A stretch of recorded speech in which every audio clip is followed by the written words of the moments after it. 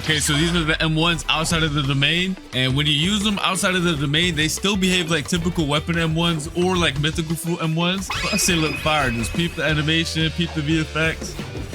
Yeah. The player dashes to the enemy to stun them and then throws their dagger back towards the enemy with an automatic slashing effect. It also disassembles whoever is hit and reassembles them further away from you.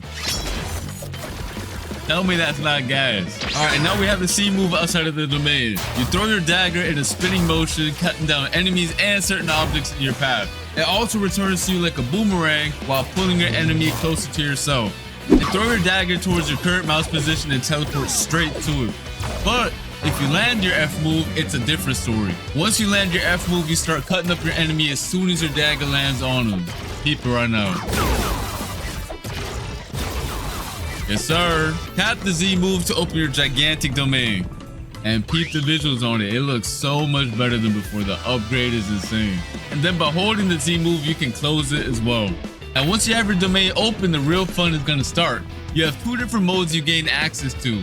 One is the hands mode and one is the daggers mode. The hands mode purpose is for creating and controlling the battlefield. And y'all are going to see it once I showcase it. And meanwhile, the dagger mode is meant for cutting and execution.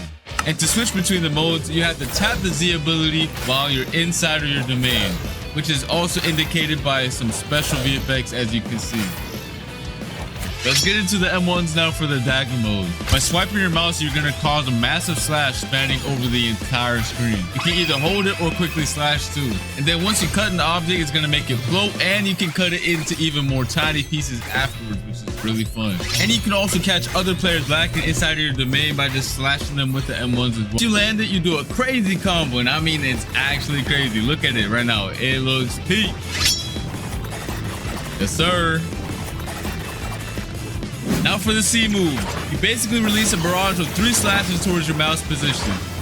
If you spread out your slashes, you create a multitude of AoE slashes. But if you use them all in the same position, the slashes expand into a massive AoE. Just like you can see right here. Alright, so let's start off with the M1s. By tapping M1, you create giant cubes. And the more you tap, the more you create. And by holding the M1, you increase the size of the cubes you spawn in. You can either throw them one by one, or all at once, it don't matter. Alright, so next up we have the X move. You send a powerful shockwave in front of you. If you hit an enemy with it though, you start piecing them up with a bunch of boulders and slam them towards the ground afterwards. But if you didn't hit anybody with it, don't worry about it. You still throw a bunch of boulders at your current mouse position that do a lot of damage. Cool.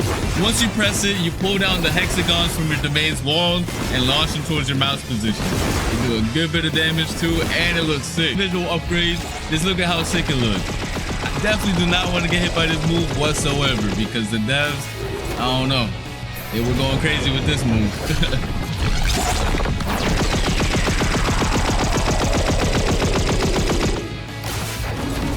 Now, if you hold the B move, it's a whole different story because it triggers this insane cinematic right here. Go peep it right now. Go peep. Yo. Every time I see the cinematic, I get real hype. Oh my God.